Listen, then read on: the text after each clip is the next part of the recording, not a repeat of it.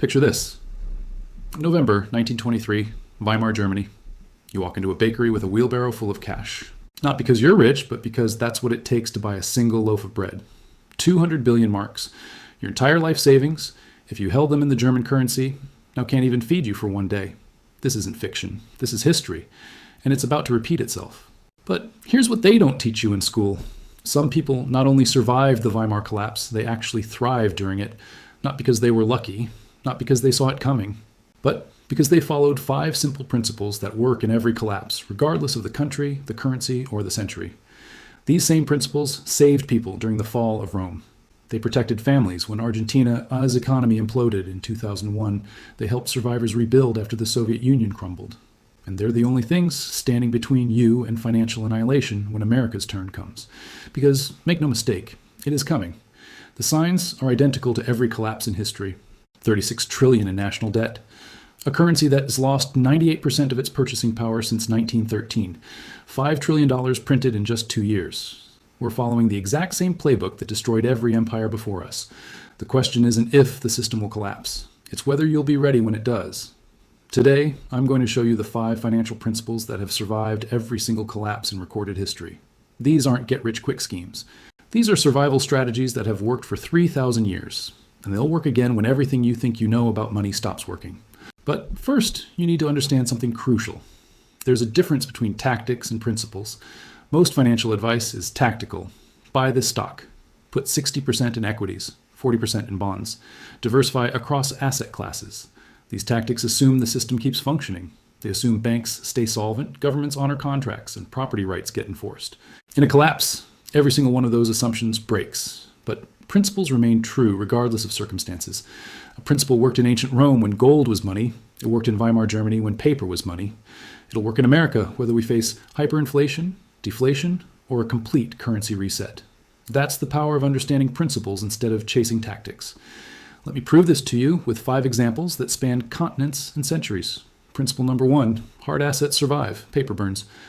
When currencies collapse, when governments default, when financial systems implode, physical assets retain their value because they exist in the real world.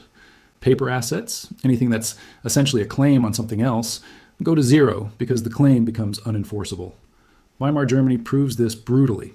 If you held 100,000 marks in a bank account in 1918, you were wealthy.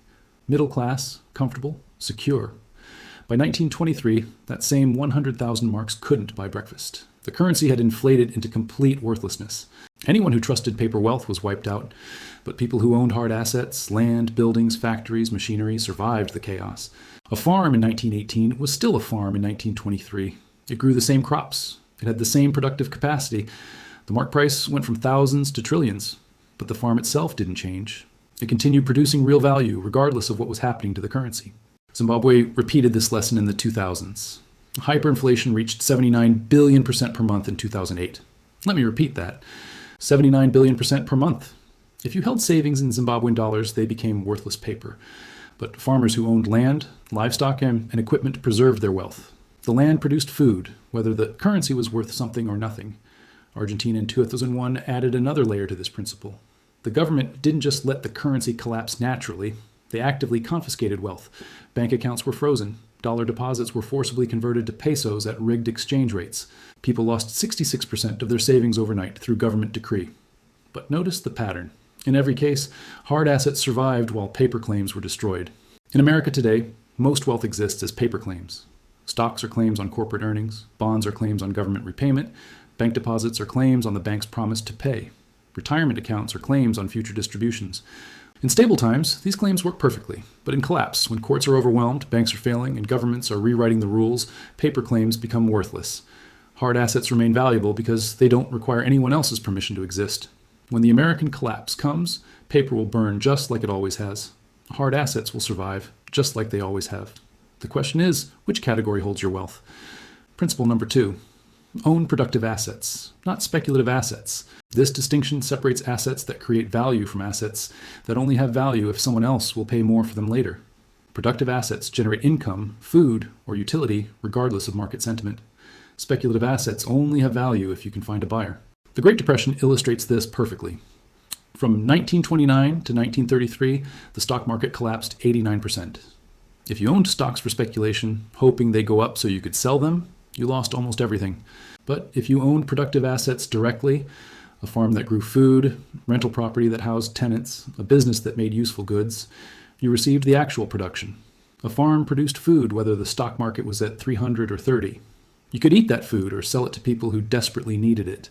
The farm's value didn't depend on market psychology, it depended on human necessity. Compare this to speculative assets during the same period. Stocks only had value if someone would buy them. In a collapse, there are no buyers. Everyone's trying to sell. Prices don't fall gradually, they gap down to nothing. Venezuela in the 2010s shows how this plays out in modern collapses.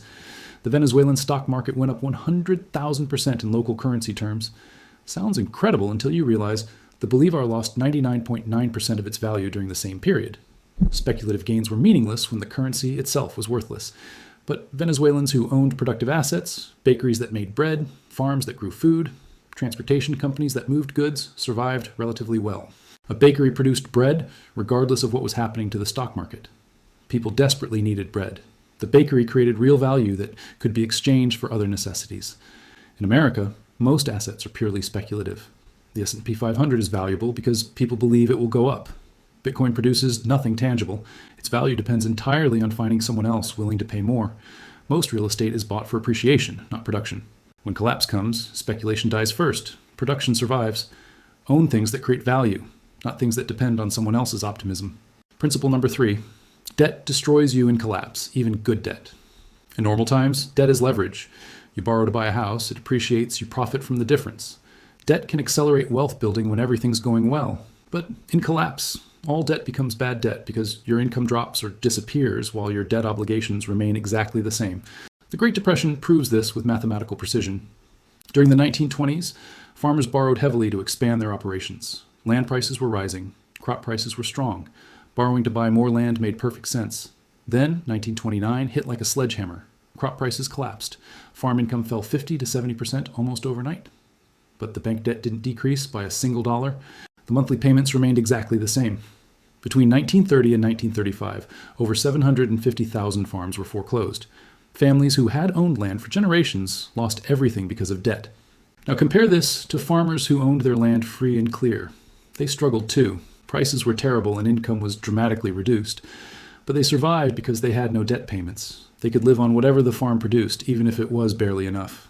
Debt-free farmers weathered the storm. Indebted farmers were destroyed. Argentina, in 2001, repeated this pattern with mortgages. Middle-class families had taken out home loans denominated in US dollars. When the peso collapsed, their peso income fell by 2/3, but their dollar-denominated mortgage payments stayed exactly the same. They couldn't pay. Banks foreclosed. People lost homes they'd been paying on for 10 or 15 years. Meanwhile, people who owned homes free and clear kept their homes. Same economic crisis, same income drop, but no debt meant no foreclosure. The counterargument is that inflation helps debtors by reducing the real value of debt. If you owe $300,000 and inflation runs at 20%, your debt burden decreases in real terms. This is true if your income keeps pace with inflation. But in real collapses, it doesn't. Income typically falls while debt obligations remain fixed. Before moving forward, if this video made you stop and think, then the conversation doesn't end here. Leave a comment below and tell me what topic you want us to go deeper into next. This channel exists to break down what most people are never told, and your questions shape what comes next. If you want to understand these shifts before they become obvious to everyone else, make sure you subscribe, like this video, and turn on notifications. Because what's coming won't be explained on the evening news, but it will be explained here. The only safe position is zero debt. Own your assets free and clear. If you have a mortgage, you don't actually own a house, you own a leveraged bet that house prices will stay high and your income will remain steady. If you own a house without a mortgage, you own a house, period. No bank can take it away. Debt is leverage in expansion. Debt is suicide in collapse. Principle number 4, skills are the only truly portable wealth. Every other form of wealth can be confiscated. Land can be seized by governments. Gold can be outlawed and confiscated. Money can be inflated into worthlessness. Businesses can be nationalized. But skills remain in your head. They can't be taxed away, confiscated by decree, or inflated into nothing. The Holocaust provides one of the starkest examples of this principle in action. Jewish families owned property, businesses, and financial assets. All of it was confiscated when the Nazi state turned against them. Wealth didn't protect them. Status didn't protect them. Only usefulness did. Doctors were kept alive to treat soldiers. Engineers were spared to maintain infrastructure. Skilled craftsmen were allowed to work because their labor was needed. People with valuable skills could trade their expertise for food, protection, and sometimes passage to safety. Those whose wealth existed only on paper or in property were reduced to nothing. The same pattern emerged during the Soviet Revolution. Aristocrats who owned vast estates lost everything when the Bolsheviks seized power. Land was nationalized. Currency collapsed. Social status became meaningless overnight. But engineers, doctors, skilled machinists, and technicians retained value even under the new communist system. The Soviet state needed their skills. The aristocrat, who owned 10,000 acres but couldn't actually farm, starved. The blacksmith, who owned nothing but could make essential tools, survived and eventually prospered. Vietnam in 1975 tells the same story. When Saigon fell, millions fled with nothing. Well, they couldn't take property across borders, businesses were seized, cash became worthless. But the Vietnamese refugees who rebuilt most successfully in America were those with transferable skills: medicine, engineering, accounting, mechanical repair. They arrived empty-handed but rebuilt successful lives within a generation. Wealth didn't cross the border. Skills did. In America today, most people have abstract skills tied to complex institutional systems: finance, marketing, compliance, data analysis. These skills function only if the broader structure remains intact. When that structure fails, they become useless.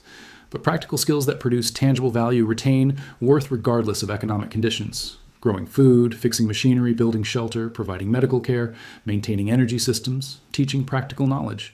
These skills have retained value across every century, culture, and economic system because they address fundamental human needs that never disappear. Skills also provide agency. Assets can be taken away, but skills create options. They enable mobility. They allow rebuilding from nothing. A person with valuable skills can arrive anywhere with empty pockets and still negotiate survival. Most Americans today are asset-heavy but skill-light. Education emphasized specialization over practical utility. Comfort replaced resilience. The result is disguised fragility. When systems fail, specialized knowledge becomes worthless, while practical skills become priceless. Learn to produce something tangible. Learn to fix things that break. Learn to provide services that people need regardless of economic conditions. In stable times, these skills increase your income. In collapse, they become your identity and determine whether you're needed or expendable. Principle number 5. Local trust networks outlast all institutions. When centralized systems collapse, institutions fail, banks close, governments lose authority, and police can't enforce laws, the entire institutional framework breaks down. But local networks of trusted relationships not only survive, they become more important than ever. The Soviet Union's collapse in 1991 demonstrates this clearly. When the government dissolved, the currency became worthless, pensions stopped, and supply chains broke completely. Grocery stores sat empty for months. But Russians didn't starve en masse. They survived through informal local networks. Families shared resources. Neighbors traded labor for food. Communities organized their own security. The people who survived best weren't the wealthiest on paper. They were the people embedded in strong local relationships. The isolated individual with money in a failed bank starved. The connected person with a network of reciprocal relationships thrived. Argentina in 2001 followed the same pattern. When banks closed and cash disappeared, neighborhood assemblies formed within weeks. People organized barter markets, shared security responsibilities, and coordinated food distribution. The government was absent, but society continued functioning through local trust networks. Lebanon's ongoing collapse since 2019 offers a current example. The currency has lost over 90% of its value. Banks are effectively insolvent. The government provides minimal services, yet the country hasn't descended into complete chaos. Why? Because Lebanon is organized around family, religious, and community networks that provide what institutions cannot. These informal systems don't prevent all suffering, but they prevent complete breakdown. They create redundancy when formal systems fail. This reveals a crucial truth about modern society. We're taught to trust systems, not people. We outsource survival to institutions we don't control. We know our banking app better than our neighbors' names. We rely on global supply chains, but have no local alternatives. This works until it doesn't. In collapse, institutional trust evaporates instantly. Local trust becomes the only currency that matters. Relationships determine access to resources. Reputation becomes more valuable than financial instruments. The person who invested exclusively in paper assets but neglected human connections becomes dangerously isolated when institutions fail. The connected person, even with fewer financial assets, retains access to networks that provide food, labor, information, and protection. Building local trust networks isn't dramatic. It's mundane but essential. Know your neighbors, exchange favors regularly. Build mutual dependence through small acts of reciprocity. Participate in community organizations. Develop a reputation for reliability and helpfulness. Trust cannot be manufactured during crisis. It must be accumulated in advance through consistent behavior over time. In every collapse, outsiders struggle while insiders adapt. The final lesson is clear. Survival isn't about independence. It's about interdependence at the right scale. Now, let me show you how these principles work together and why they don't require perfect timing to protect you. Notice what's not on this list. Which specific stocks to buy, which cryptocurrency to hold, whether gold or silver is better. These are tactics that depend on timing and circumstances. The principles work regardless of timing because they position you for what always happens in collapse. Hard assets preserve wealth, whether the collapse comes in 5 years or 15. If the system remains stable, productive assets generate income. If it collapses, you have production. Eliminating debt provides resilience in good times and survival in bad times. Skills increase income when systems work and become portable wealth when they don't. Local networks provide community during stability and survival infrastructure during breakdown. These principles improve your life now and protect your life later. The mistake most people make is waiting for certainty. They want to know exactly when the collapse will come, but collapses don't announce themselves with warning sirens. By the time it's obvious to everyone, it's too late to reposition. The genius of following principles instead of tactics is that they don't require prediction. You position according to what survives collapse, and you're protected regardless of timing. These 5 principles are ancient wisdom. They've survived 3,000 years because they're based on unchanging realities of human nature and mathematics. When debt exceeds the ability to repay, collapse follows. When currency is debased beyond recognition, paper wealth evaporates. When institutions fail, local networks become essential. These aren't predictions about the future. They're patterns that have repeated hundreds of times throughout history. The American collapse will follow the same mathematical laws and human behaviors as every collapse before it. The specific tactics that work this time will be unique to our situation. Digital assets might play a role. Cryptocurrency could provide some benefits. Certain stocks might outperform. But these are tactical questions that depend on perfect timing in specific circumstances. The principles tell you what to do. Position according to what always survives. Own real things instead of paper claims. Focus on production over speculation. Eliminate debt before crisis forces elimination on you. Develop skills that create value regardless of circumstances. Build relationships that function when institutions don't. If you follow these principles now, you survive what's coming. If you ignore them and chase tactics, you're gambling that you can time the collapse perfectly. History shows that's a bet most people lose. The collapse is coming because the mathematics are inescapable. 36 trillion in debt cannot be repaid with legitimate economic growth. The Federal Reserve cannot continue creating money without destroying the currency's value. These aren't political opinions. They're mathematical realities that have played out identically in every empire throughout history. But you don't need to predict the exact timing. You just need to position according to principles that work in every collapse. The window to reposition is still open, but it's closing. Every day more people recognize the warning signs. Every month the system becomes more unstable. Every year the debt grows larger and the solutions become more desperate. The people who survive collapses aren't the ones who predict them perfectly. They're the ones who prepare according to timeless principles long before the crisis becomes obvious to everyone else. Hard assets survive when paper burns. Productive assets generate value when speculation fails. Zero debt provides flexibility when leverage destroys. Skills create options when assets are confiscated. Local networks function when institutions collapse. These principles worked in Rome. They worked in Weimar Germany. They worked in Argentina, Zimbabwe, Venezuela, and every other collapse in recorded history. They'll work in America because human nature doesn't change and mathematical laws don't change. The only question remaining is whether you'll apply these principles before you need them or whether you'll wish you had after it's too late. The choice is yours, but the window won't stay open forever. History doesn't wait for anyone to be ready. It moves according to its own timeline, following patterns that have repeated for millennia. Position yourself according to these 5 principles now, while you still can. Because when the collapse comes, and it will come, these principles will determine whether you're among the survivors or among the casualties. The empires thought they were different too. They all believed their systems were too sophisticated to fail, their institutions too strong to crumble, their currencies too established to collapse. They were all wrong. Don't make the same mistake. Follow the principles that outlasted them all. This is just one piece of the bigger picture. Subscribe if you want to understand the full context and how to better protect yourself in uncertain times. And the video on screen takes this story one step further.